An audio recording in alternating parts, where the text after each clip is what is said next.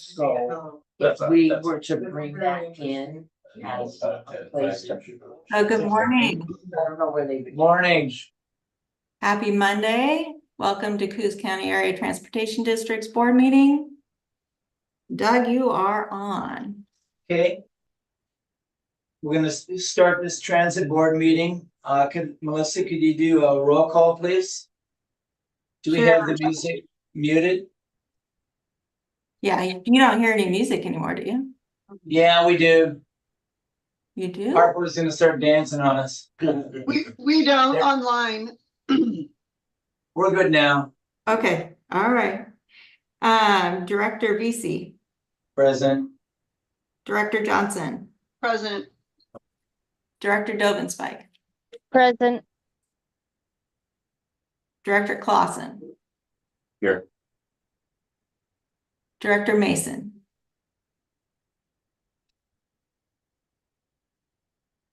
Director Nelson. Director Baker. Here. We do have a quorum of the board of directors. Moving to the advisory committee. Lauren Morris. Here. Mike Marchant is absent. Garrett Sherrill.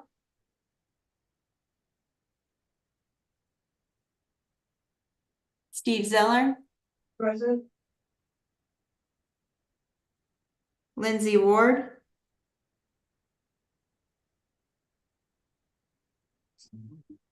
She's down in the bottom left corner. We can see her Yeah. screen.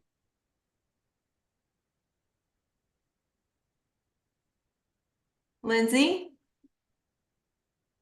She's Yes. probably- Hi, Lindsay. Good morning. Hello. How are you guys? Great, thank you. And Harper. Present. And we do have a quorum of the advisory committee. Thank you very much. Excellent. Okay, do we have any changes to the agenda?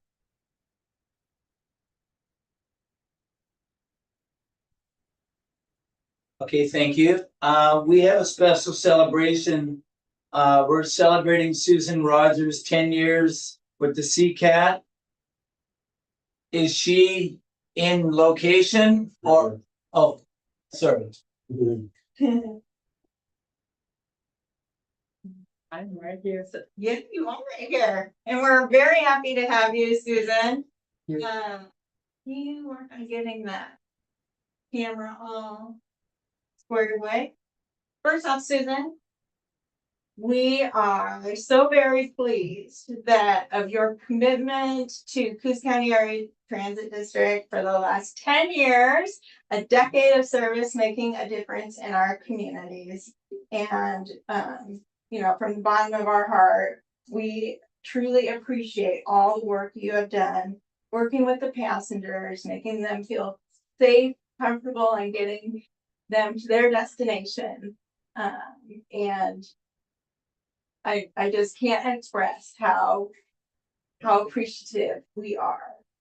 But to at least acknowledge you know how we feel, we have this special 10-year pin. It has stars, it has a little glitter on it, and it says 10 years of service. So if I may put it on. Thank you. Thank you. My green check. There we go. And then we got you a Whoa. shirt with our new logo on it, and we hope you enjoy.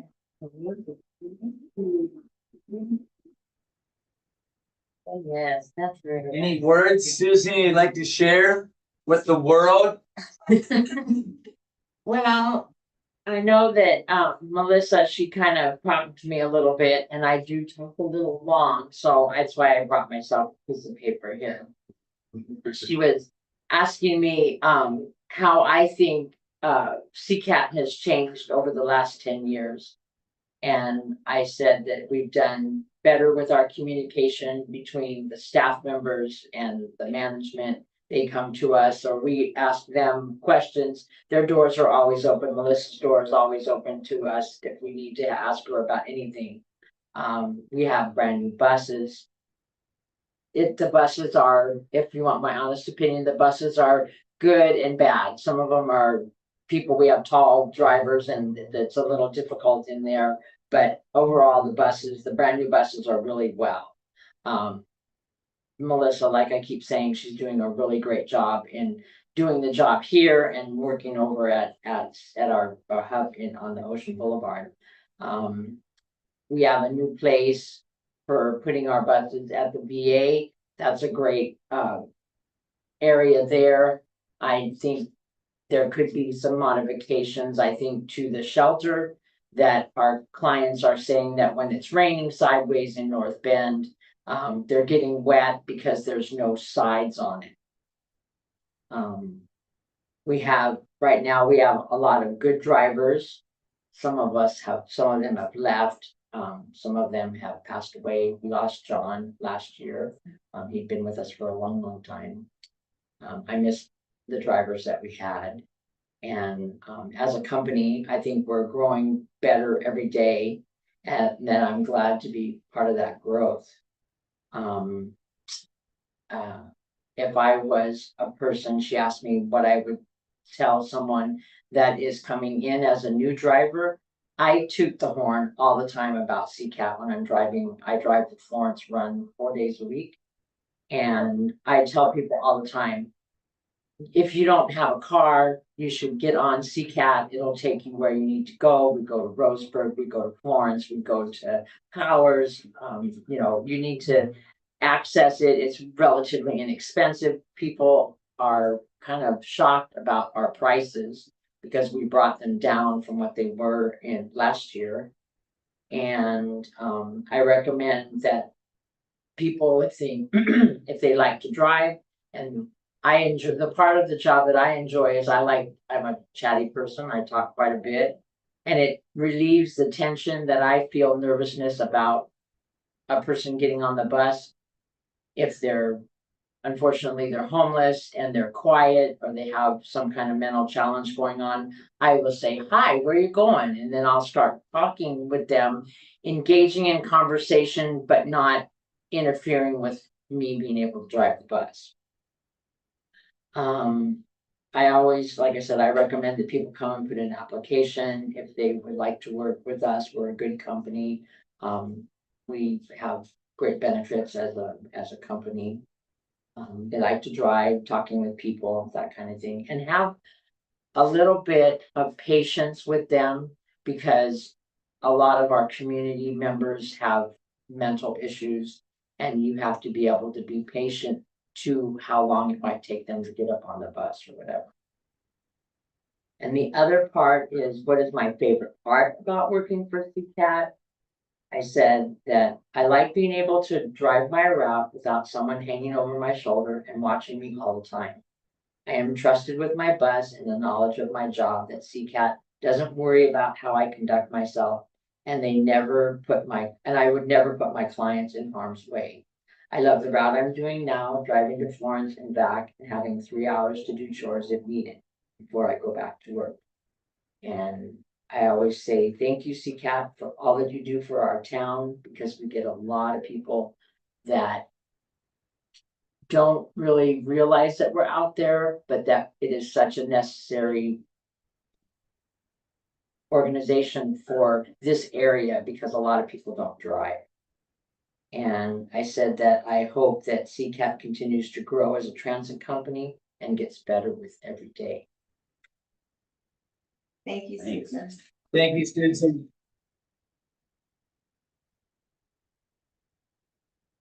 And we know that no matter what we do, what people think of CCAT is what they think of you. Right, exactly, Yeah, that's right. Because I still get people even today that don't know that we're out there.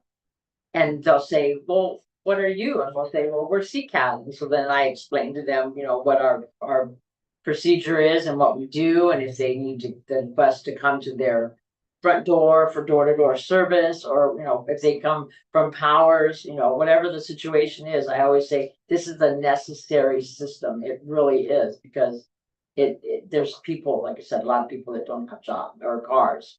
And they, like I said, again, the price is what I get the most people that come from Florence, especially. They'll say, "Oh my gosh, really? Are you sure that's how much it is?" I'm like, "Yep, that's it." Yeah, it really makes a big difference. It's I'm very impressed with the company. I tell Melissa all the time, I have intentions of staying with them. This is my last job. I have no need to go anywhere. Thanks, Susan. You're welcome. Excellent job. Okay, consent items. Before I get into the consent items, if you want to talk about any of the reports, what we do a move and a second, and then you can say, I'd like to talk about the minutes, I'd like to talk about the financials, the ridership. Don't be afraid to ask questions about the reports. Just because we approve and second it, and then after the second is the time where you put in your input. So don't think we're just passing the forms through and you can't make any comment if you have any questions, because you can always ask questions about our reports. But that is the way we do the procedure on the reports. So could I get a consent on the agenda for the consent items? I move to accept it. Yeah, excuse me. We get a move in a second. Anyone have any questions about any of the reports? Minutes, financials, ridership report?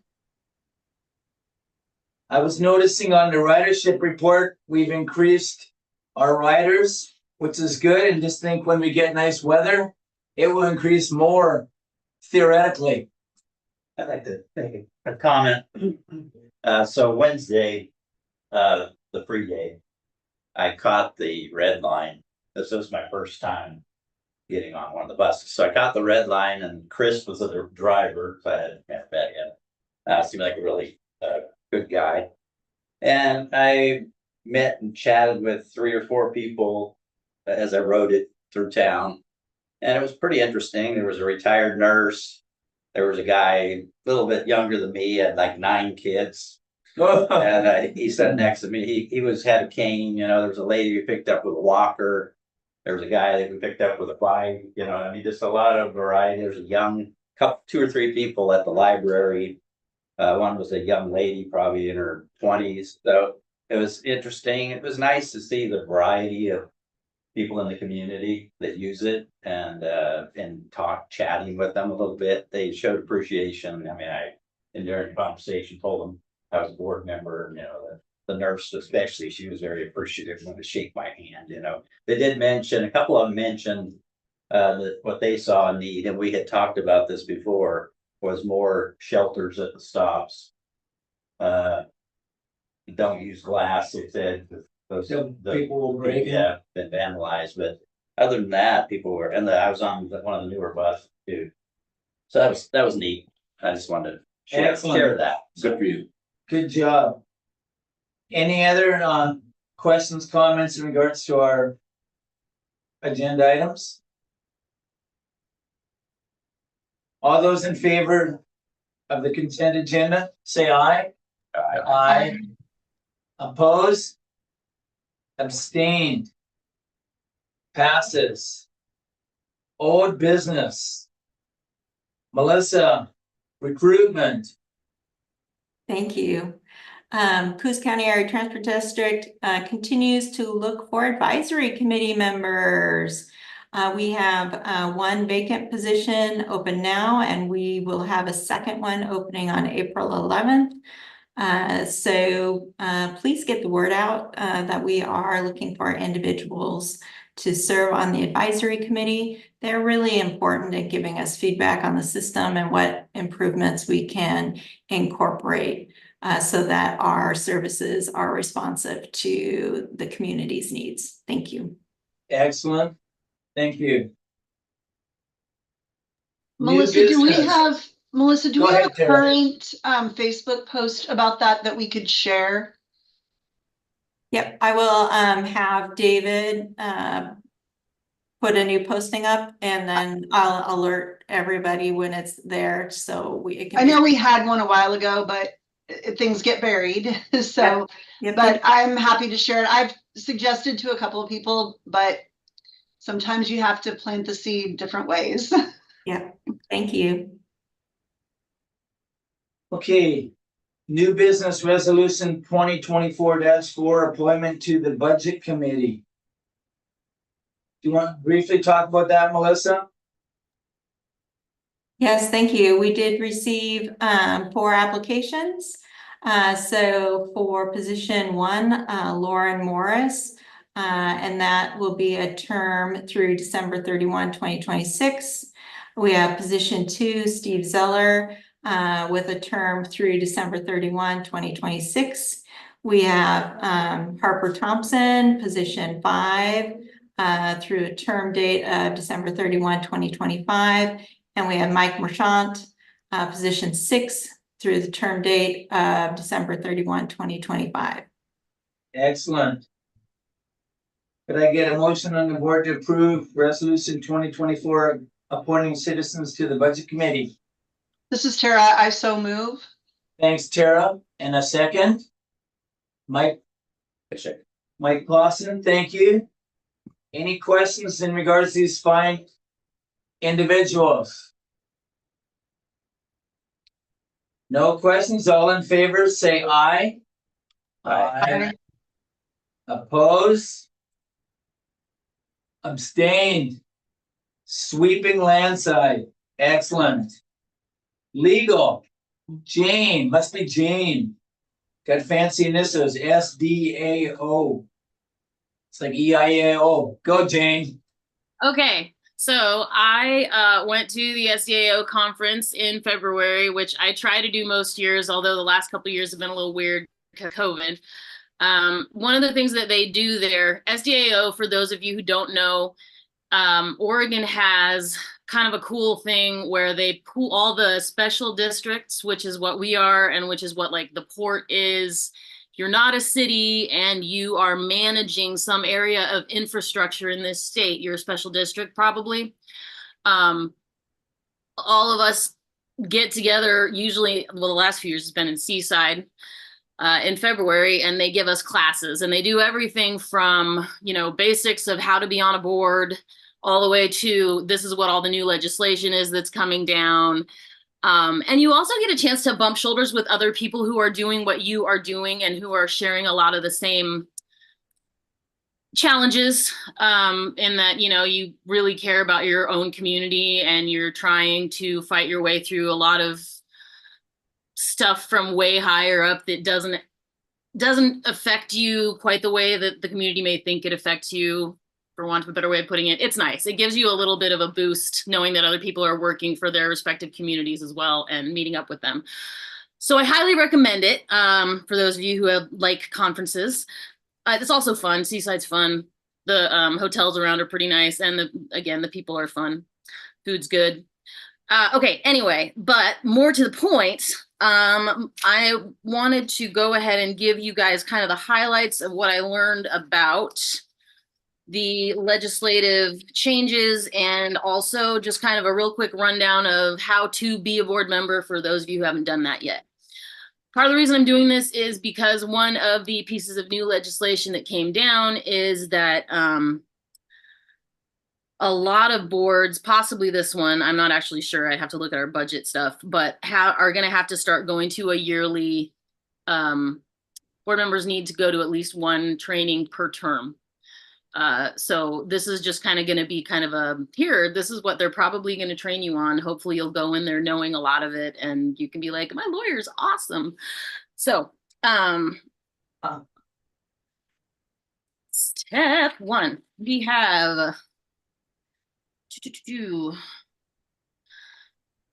the big one is that procurements numbers are going to change. You guys haven't heard a ton about this yet. Well, you probably remember when we were talking about the super stop back at the beginning when we go out and get bids, which Melissa, did we do any of that directly through the board, or did we do that through North Bend? I don't recall. Through the board. Okay, so when we go out for bids for certain amounts of money, there's a law that basically says if you're a public entity and you want to hire somebody to do something for the public, which is called a public improvement or public work, you have to go through a certain set of steps. And that's why we always have the whole, like, you have to go out for bid, then you have to wait until they come back with what they want to do, and then you look over what they want to do, and typically staff does that, and then we give the best ones to the board to go through, and then we pick and vote on who it's going to be that does the job. That's all from these laws. This particular law for several years now, it's been that the low bid, where you don't even really have to go out and compare, has been 10 grand and under, where you have to bring your board back 3 different things to compare, has been 150 grand and under. And over that, which is called intermediate. And then over that is when you have to do the full RFP process. So, and this is simplified, by the way, there's like 3 different laws you've got to incorporate into all this. And Melissa's really good at it. I almost never have to look at her stuff. It's great. Anyway, all of those numbers have gone up. 10 went to 25, 150 went to 150,000 went to 250,000. So that's going to be, I mean, that's going to make a pretty big difference in operations. You guys won't hear about quite as much, but it is kind of a major change. What does that say? There's another, they've been doing this every year. There have been a few more tweaks to employment laws. There's another employment law coming through that says you can't force the use of vacation or sick time if people want to go and be on a state board or a commission. Also his preference in public contracting. They've set up a new kind of corporation. You can be, and I think this is called a B Corp in other states, but it didn't exist in Oregon, where now you can make yourself sort of a extra environmental and community friendly, and then you're supposed to get preference with public contracts. So we should be looking for that when we're trying to get people to work for us. And now we get to the good stuff. There is the Oregon Government Ethics Commission has been expanded to cover a lot of things that boards do, which means that instead of someone making a complaint and having it sent over to the DA to review whether or not it was actually a public meeting violation, and then usually honestly vanish into the ether. The Oregon Government Ethics Commission, now people can make complaints to them about how a public meeting was held, or how public records were not released to them, or how someone violated their executive session by blabbing about it all over the place. And the Oregon Government Ethics Commission can come down and do a investigation, and they can level fines. And so there's new laws that have given a specific agency direct oversight of how local government boards work. I think that this will be good, but it's going to be weird for a little bit, because when the public finds out that there's a new avenue to get our attention, they're going to use it. And so that's going to cause some trembles here and there, but I think over the long term, it'll be good for everybody. There's a new executive session option. You now can call an executive session if you want to talk about safety measures that you're taking to take care of your board and your staff. And I think that's way overdue. I'm really glad that's happened. Also for cybersecurity purposes. What else? They finally codified the handy decision. So when I first started working here 10 years ago, Eugene had been having this like ongoing mess with, I think it was their water board, and where they just had a group that couldn't communicate. They couldn't communicate. And so there would be like lawsuits and lawsuits and lawsuits. And one of the big decisions that came out of that came after there were, I don't remember the facts exactly, but essentially some board members appeared to have gone around the public meetings requirement to get something done, because they didn't want to have to fight with everybody about it, and did it by sending some careful emails to just the right people, which then were forwarded on to just the right other people, which resulted in a whole conversation about the public meeting, or about that entity's business, exactly the kind of discussion you're supposed to have in public meeting, all on email. And they started calling, or I think there was some texts involved, but they started calling that serial communication. And the case that finally came down from the top level court was that you can't do that, which if you think about it, makes a lot of sense. And that's why I'm always telling you guys, do not reply all, do not pass go, do not reply all. Just reply to Melissa, let her filter it back through, because you don't want to have a conversation over email, which then whoopsie, the public didn't get in on. They finally codified that into actual law. So now it's not just case precedent. It's actually in the Oregon laws, which is helpful. What does this say? Should be public. Making sure I'm getting all the pieces of that you guys are gonna care about. Emails with no deliberation or discussion. Oh, and then it lays out exceptions, which I will read them to you, but I'm going to tell you as your legal advisor, really, just don't send group emails. Don't stop and count who's in the quorum and how many people. If it's about business that has to do with the district and you don't want to have it out in front of the public, call me and find out if we can make it an executive session. Don't do emails, because emails last forever. Okay. But if you want to know the exceptions, we can chat about that. Okay. All right. Yeah. Yes, sir. Does anyone have any questions for Jane about her wisdom and knowledge?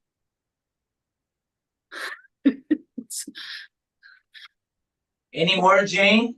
Yes. So the next piece is now specifically your preliminary public meeting lesson. Okay, this is so we do not get the Oregon Government Ethics Commission called on us. The first piece, and you may have gathered this from a lot of the other things that we do and from what I just told you about emails. If you are ever going to be talking to someone else that is on the board, and you are also on the board, about anything having to do with some decisions you may have to make for the board, you do not talk about it unless you're in the public meeting. Okay. Now, technically, as long as you keep it under, I want to say what, a corner, under 3 people with this group, 4 maybe. As long as there's only 2 or 3 people, you're probably not going to get in trouble. But I really would prefer you just don't. It just avoids a lot of problems. And the fact of the matter is, public meetings, while they are kind of a hassle, they are the baseline of our system of government. And they're one of the things that, as much of a pain in the butt as they can be, they work.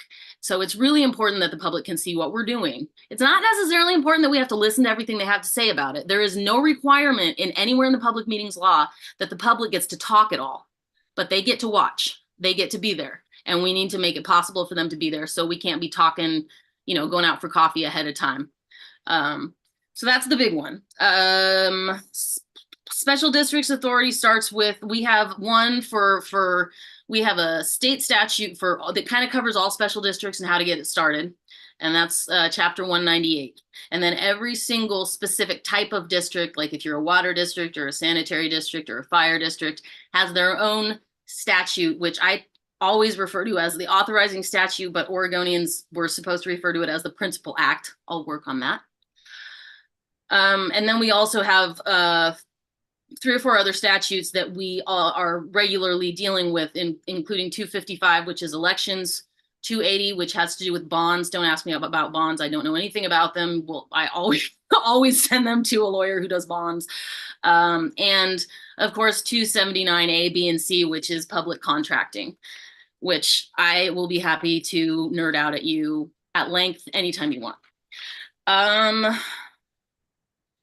And then once those statutes have all kind of been cleared, you get into the nitty gritty of the specific district. And the way that the specific district is run is through the ordinances that we create. And typically we try to keep those to a minimum, because those are our legislation. And that's how we do what we do. That's our specific law within our area. And then rules that may have come down from various agencies, either state or federal, that affect us. For the transportation districts, ODOT. We are very, very much supposed to be in lockstep with ODOT, and that's why we have Jennifer here regularly, all of that. So that's those are the authorities that we can use to do things on behalf of the district. And the big part of that is a gray area and where all of the legal fun happens is most governments and districts have what is called a necessary and proper power, which means they can do whatever is necessary and proper to achieve the purpose of the district. So even if there's nothing in those specific authorities I just cited that says you can do a thing, if we can make an argument that you've got to do it and you've got to do it this way in order to make the district work, then theoretically you can do it anyway. If we ever reach that point, we're going to have a lot of conversations, hopefully, before we say go. But that is there, and it's a big power for us wee little districts around the state. Oh, okay. Next, special districts have what's called sovereign immunity, kind of. Sovereign immunity technically means that you can't be sued unless your sovereign says that you can. For us, our sovereign is Oregon, and Oregon says that we can be sued by creating legislation called the Oregon Tort Claims Act that says this is how you can sue your public entities. If you don't use the right steps that are laid out in that act, then you cannot do it. It does not apply to contracts. Contracts happen normally, which some of you will remember from that whole shenanigan with, what was the name of that company? Open Move. Yeah, Open Move. We had to do regular old contract fighting with that. And some property stuff happens outside of the Tort Claims Act, but everything else falls under the Tort Claims Act. And then we get into specific board duties. Boards are responsible for policy, financial, and legislative oversight. And typically they handle that by being the overseer of the general manager or executive director or the equivalent. So in your case, Melissa. And that is why we will bring you generally things that we've already put together as staff under Melissa. Well, we're at the meetings and then we get together and we talk about what needs to happen in order to do what you guys want us to do. And we do the nuts and bolts. You guys give us the goals. We do the nuts and bolts. I have some boards that I have to spend a lot of time being like, so kind of back off the staff there. You don't have the authority to be telling staff what to do. That's Melissa's job. You don't get to tell anybody what to do unless the rest of your board's with you on it. You guys are not a problem that way, and I appreciate it. Don't change. Let's see. The other reason you don't want to get involved with telling staff what to do on your own is because then you can be sued on your own. So as part of the board, as long as you are operating with board consensus, you are protected by the board's insurance, and liability is shared by the board. As soon as you go off on your own by yourself, and but like with, I don't know, a label on yourself that says board member of the transportation district, that, using your what you see as your authority as the board member to make other people do things or to present a certain way, but you were not told to do it by the rest of the board, you lose the protection of board insurance if there is any kind of liability or lawsuit. So that's an important reason to make sure that you're in lockstep with the rest of your group once the decision's been made. That doesn't mean you can't argue about it before the decision's made. That's why we all come here and discuss in public. But once the board makes the decision, you have a duty of loyalty and obedience to the rest of your board. And part of the way that that's enforced is if you go outside of it, you have no protection. Again, this is all within the ambit specifically of the transportation district. Indemnity from and they gave us this, she had some cool PowerPoint, but essentially she gave a brief list. Individual board members may not, many underlines, establish policies alone, review personnel records, direct staff, or sign contracts. The key thing there is you can do that as a board. You can make that decision as a board. You cannot do it individually, okay? Active participation. Your duties under, this is all legalese. bottom line, stick with what the board decides to do, and you don't want to be self-dealing. If you come in a position where something that the board is going to make a decision on is directly going to impact your business or your husband's business or your daughter's business, you probably want to say that and then don't vote. If it's going to affect you directly, you want to say that and don't even participate in the discussion and don't vote. Those are your conflict of interest instructions. Again, this is a big overview, and all of these are things that if you think that you're coming up on something that sounds like I talked about it and you're not sure, just call me. That's what I'm here for.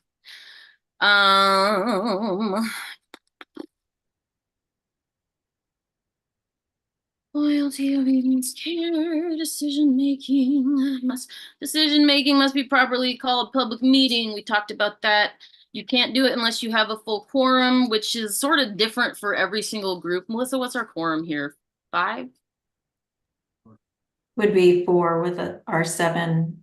We have 7 board members, so we'd have 4 board members for a quorum.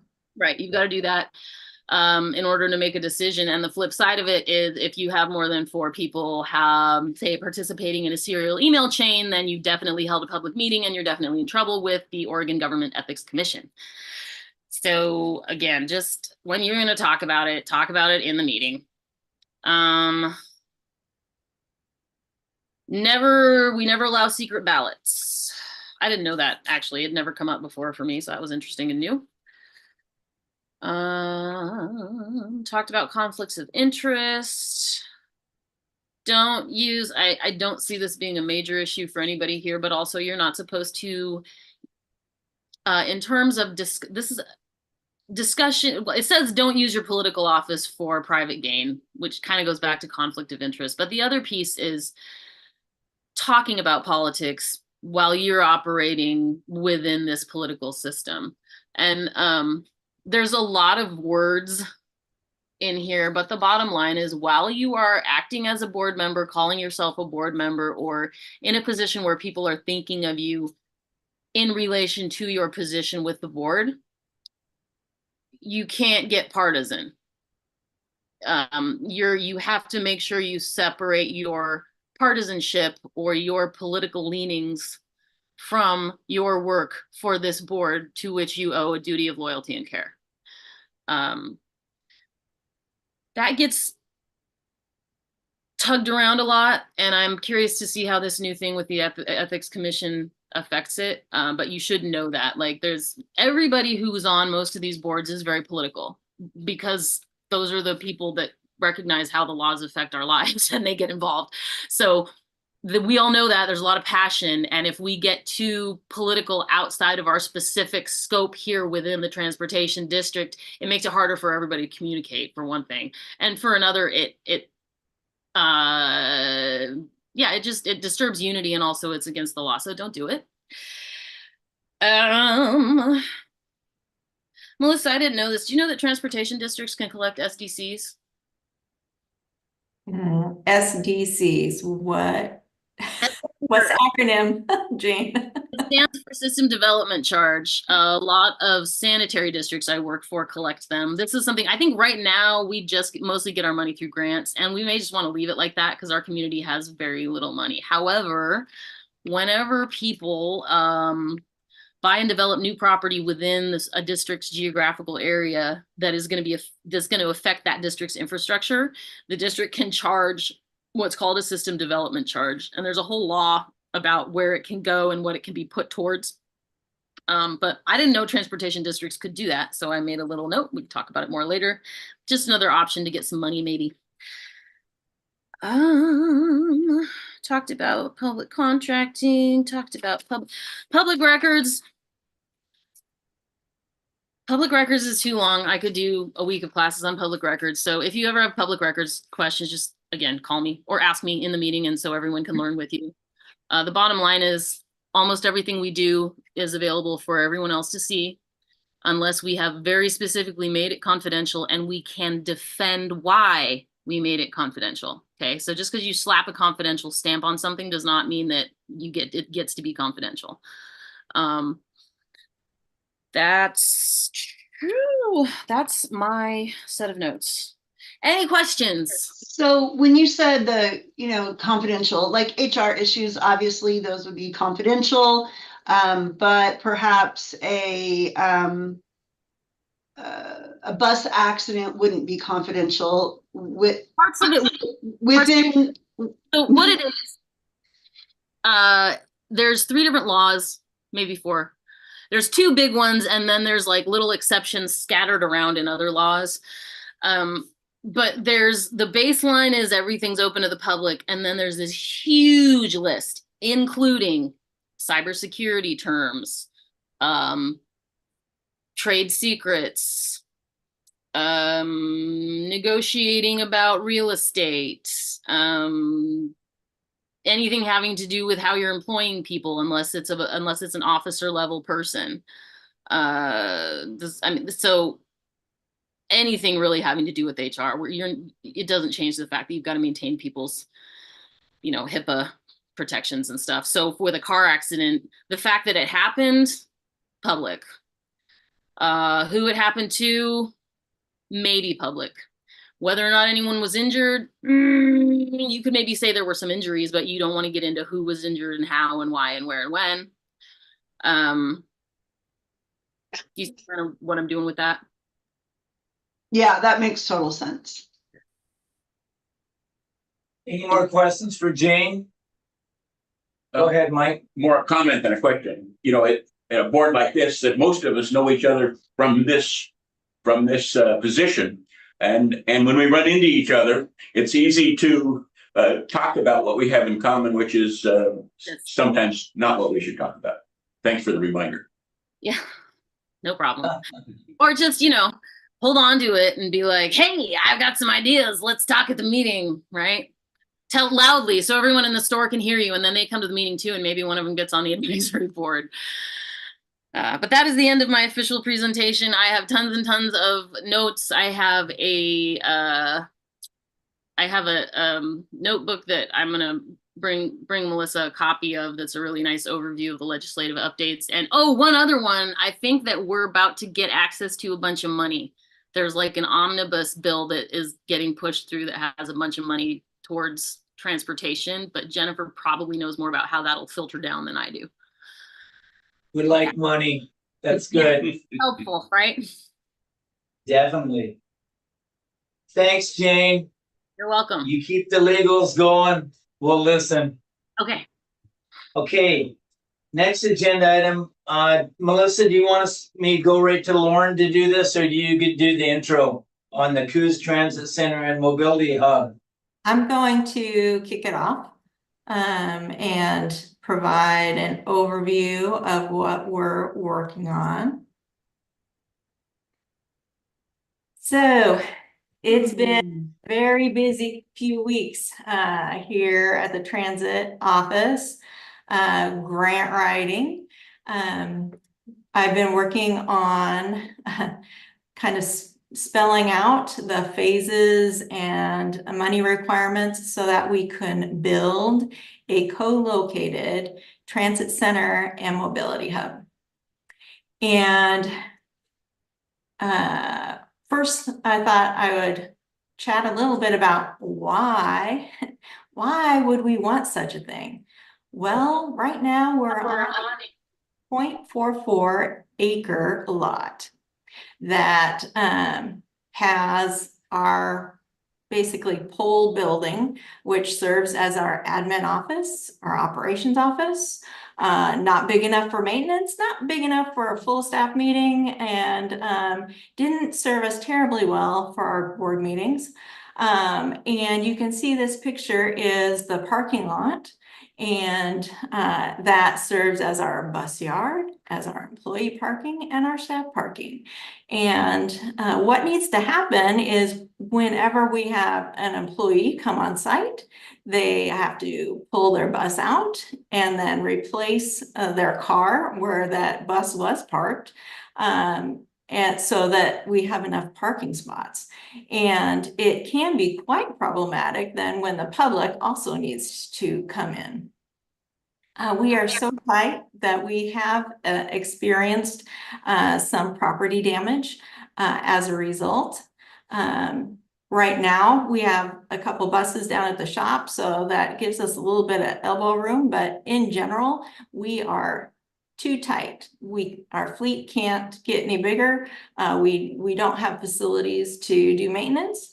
And you'll recall that Richard brought up that we can't, changing oil is not really an option, changing a hub, a lamp on the front of the bus is not really an option right now.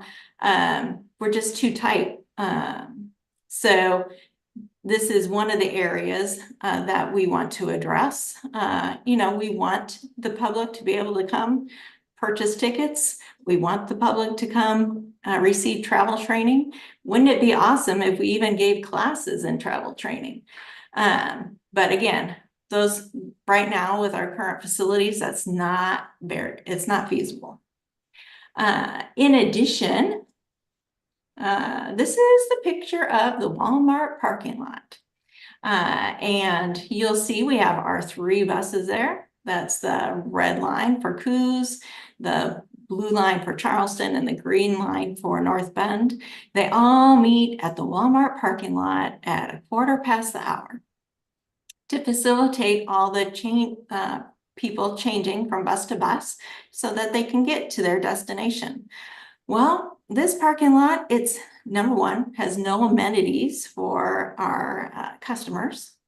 So there's no dedicated seating per se. There's no real signage. There's no dedicated zoning. We're coming into basically a parking lot that during the summer or holidays or other busy times of the year, finding a place for our 3 buses to land, it can be quite problematic.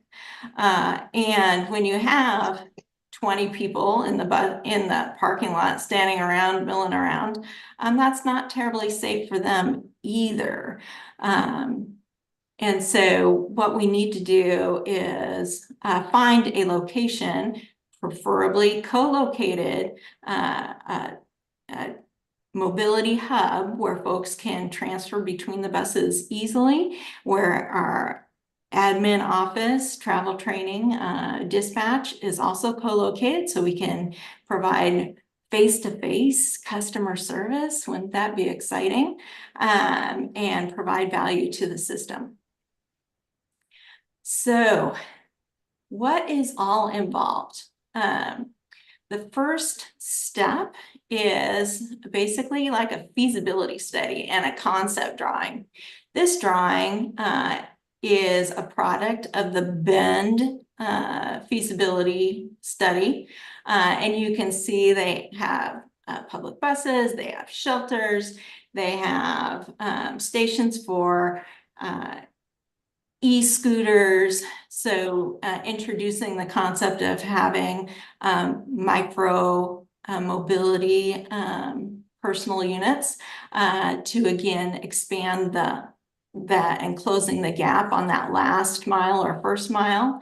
Bike racks so that people can lock up their bikes or potentially share bikes maybe.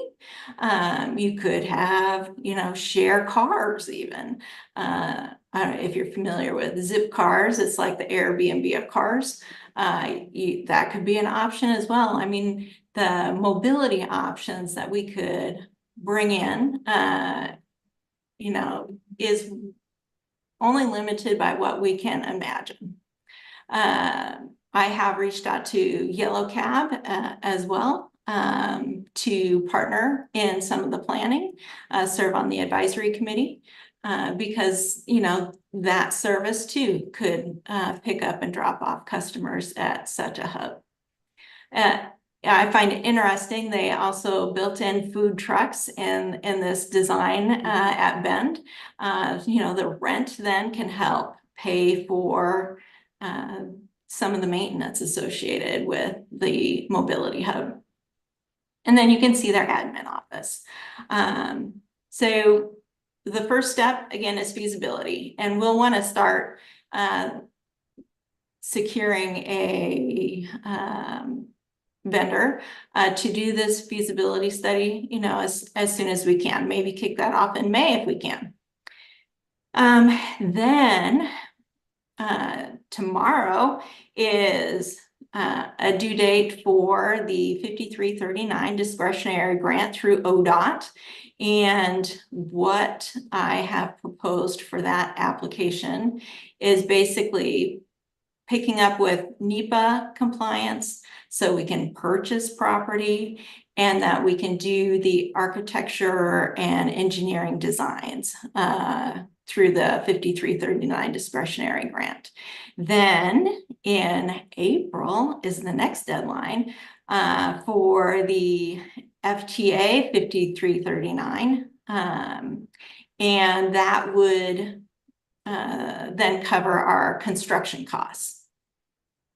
Now, this whole project, it will go over multiple years, right? I mean, think about how many years it took for our super stop, right? And this is, you know, significantly larger project.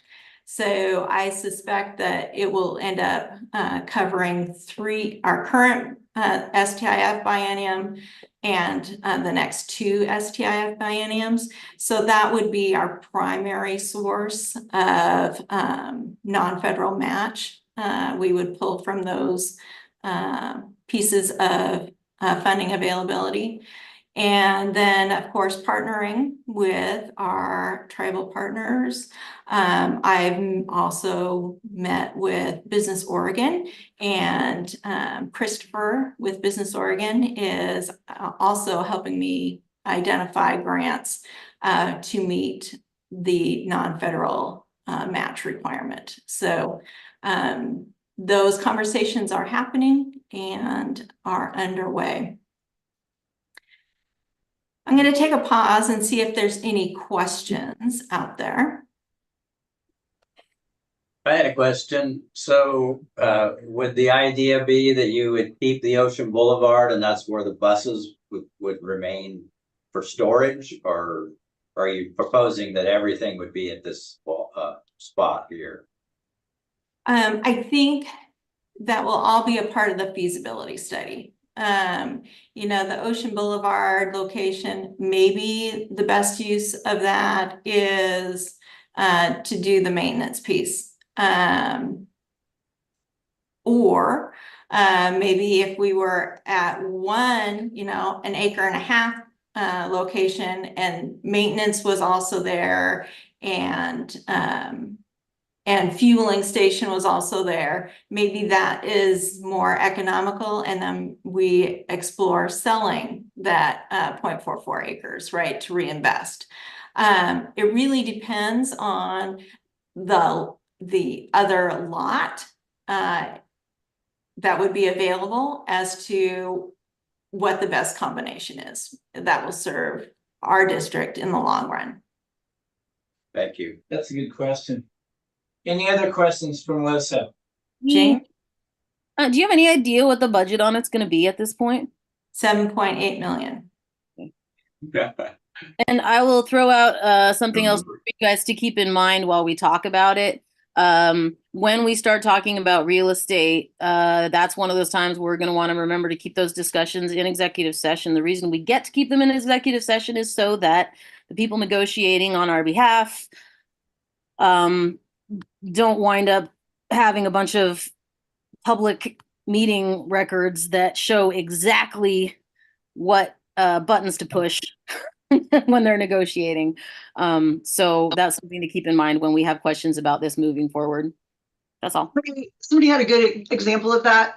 If you're sitting at the table and you know Elon Musk is the other party at the table, your asking price is going to be pretty dramatically different than if it's Sarah Smith, who is an everyday citizen. Yes. Good point. Any other questions from Lauren. Melissa?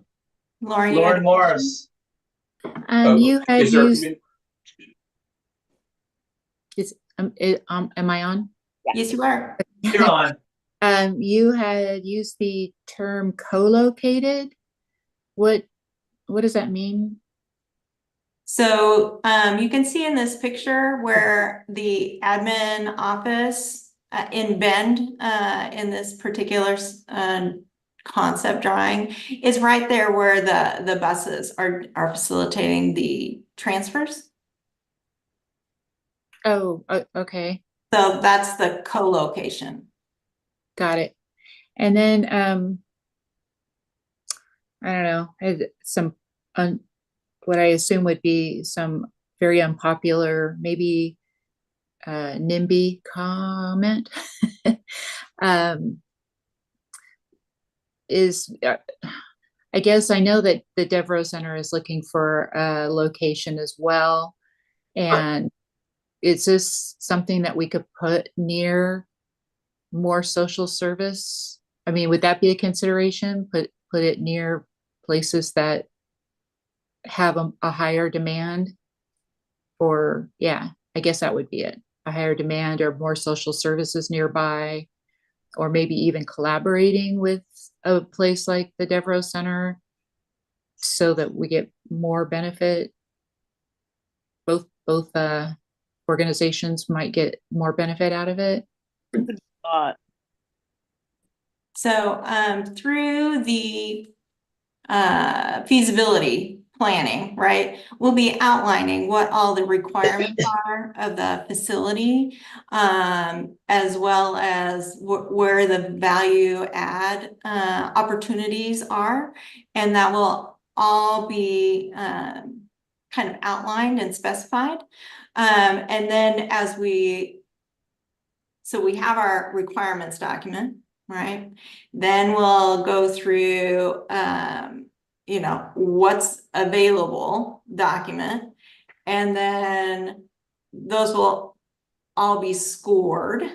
Then it has to go to FTA, right? And FTA gets to give because they're going to be investing 80% in the project. So you bet FTA is going to have some input, not only on the project itself, but the environmental impacts that this has. So it will be quite complex. It will be a very complex decision-making, and FTA makes it very clear that we can't specify specific properties until we go through the NEPA process. We can't even talk about dollars until we go through the NEPA process. That if we do, we jeopardize FTA funding altogether. That's 80% of our funding. We can't jeopardize it. We aren't talking about specific properties at this point because we need those federal funds. Jane. So the feasibility study is done by an engineering firm, right? Yes. Have we gone out for bid for that yet? Not yet. We have to wait for the grant money. So the feasibility study, I will be writing a request for proposals, and I will also be reaching out again to ODOT for what's called a TGM Rapid Response Grant, right? And so through this TGM process, I believe they may actually help us identify who the proper contractor is for that. Nice. Okay. Thank you. Mm-hmm. Now back to Lauren. So are there any other questions about the project? It's a great idea. Let's get started.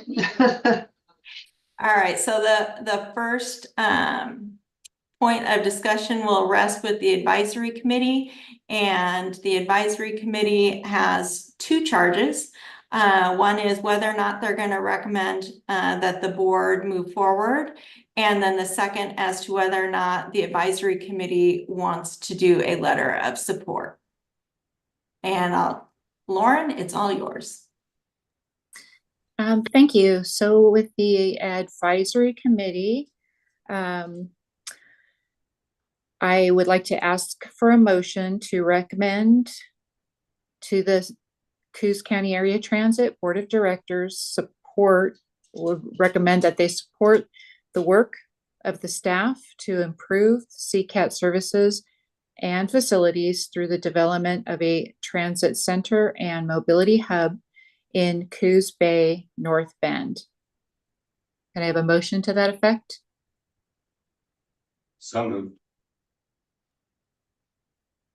And a second? Second. Did you catch both of those, Melissa? Yeah, that was a motion by Harper and a second by Steve. Okay, do we have any discussion on that motion? Hearing no discussion, can we get a show of hands of all in favor?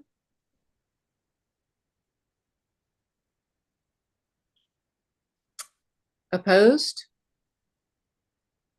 Abstain? I don't see anything, Melissa, so I'm assuming it passes. Yes, that passed.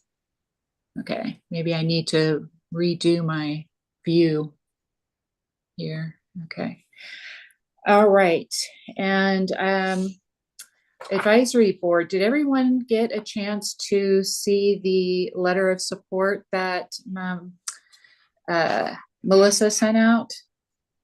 Yes. Yes. Is that pretty much everyone, or would you like me to read that, Melissa? Do you want me to read it into the record? That would be up to the advisory committee. I don't see that as necessary. Me neither. Okay, so we the advisory board have been asked to submit a letter of support to the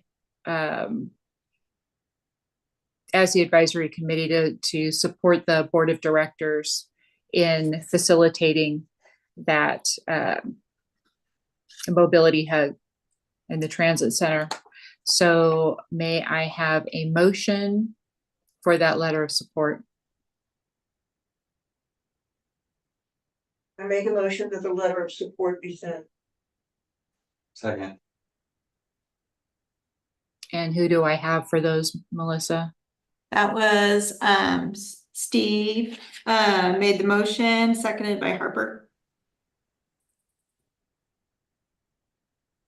And is there any discussion?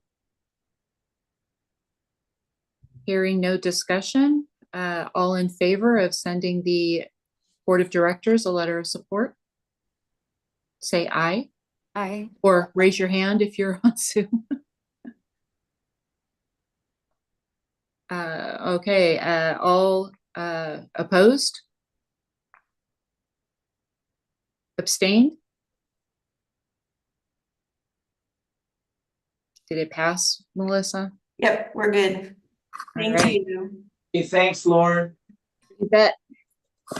So with that, we have a resolution in front of us. We're gonna call it 2024-5 from our advisory committee that recommends we pursue the transportation center and mobility hub. Can I get a motion on the floor? This is Tara. I move to adopt resolution 2024-5, if that's right. Perfect. And do we have a second? I second. Thanks, Mike. Any questions? Okay, all in favor of the motion 2024-5, the transit center and mobility hub, say aye. Aye. Aye. Oppose? Abstain? Congratulations. Hub on. Go. Hey, Melissa. It's a slide deck. That was the previous thing. So you got a general manager report for us now. Yeah, just real quick. I wanted to let you know that we were approached to support a event here in town on May 18, 2024, from 11 a.m. to 1 p.m. The event is the Battlefield Cross dedication at the David DeWitt Veterans Memorial. We will, with the board's approval, we would be providing a shuttle service from Jordan Cove's parking lot to the David DeWitt Veterans Memorial. Again, between 11 a.m. and 1 p.m., May 18, 2024. Can I get a motion from the board to support CCAT in supporting this dedication event at the Veterans Memorial? So move. I second. Good, it's been motion and second that we provide transportation to the David DeWitt. in Jane has regards a to- question. Oh. Question.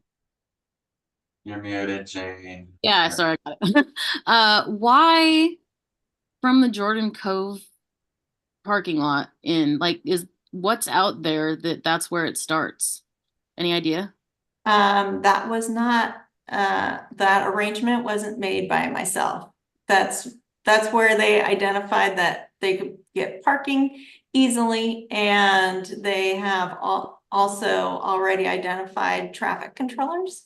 So that we can get in and out of that location, across the bridge over to the Veterans Memorial easily. Got it. That makes sense. Okay, thanks. That's a good question. Hey, any other questions in regards to this motion? All those in favor, question? All those in favor of providing transportation? Say aye. Aye. Oppose? Abstain? There you go. Now it's in Helen's Day. Enjoy. Thank you. Melissa? I also want to let the board know that I plan on attending the Renewable Hydrogen Town Hall on Thursday, March 14, at the fire station, from 6 to 7:30 p.m. I think renewable hydrogen, that's I find it interesting, and, a potential fueling option maybe for us someday. So, I plan on attending since it's here in town, yay, and learning more. Excellent. That's all I Any have more for for today. your report? That's it. Excellent. A question? Go ahead. Can you tell us the time of that? 6 to 7:30. And on the date again? Thursday, March 14. Coos Bay Fire Hall, Yes. And the time? 6 to 7:30. Thank you. I have to jump off. I have to reset our router and it will kick me out of this meeting. So thanks. It's been Thank great, you you. guys. Thanks, Tara. Any other questions or concern, board members? Comments you'd like to bring up at this time? There was one thing I wanted to say. Phoebe, go ahead. I went by Coos Bay Library last week and just stood and looked at the pickup center, the waiting. The CCAT hub. The windows were filthy. There was some graffiti written on one of the glass panels. There was one individual sitting there, waiting, but I was very disturbed by how shabby it looked. Is there not a maintenance program, a cleaning program or schedule that's set up for the maintenance and cleanliness of these bus stops? Yes, and that was Coos Bay or North Bend? Coos Bay. Coos Bay. Yeah, we do have a maintenance gentleman who makes a rotation through our stop locations, trash, etc. I'll have to look into the recent artistic work that was done. It is quite a project, and we are looking to hiring a firm for overall refurbishment when the weather gets nicer. Thank you. Go ahead, Jane.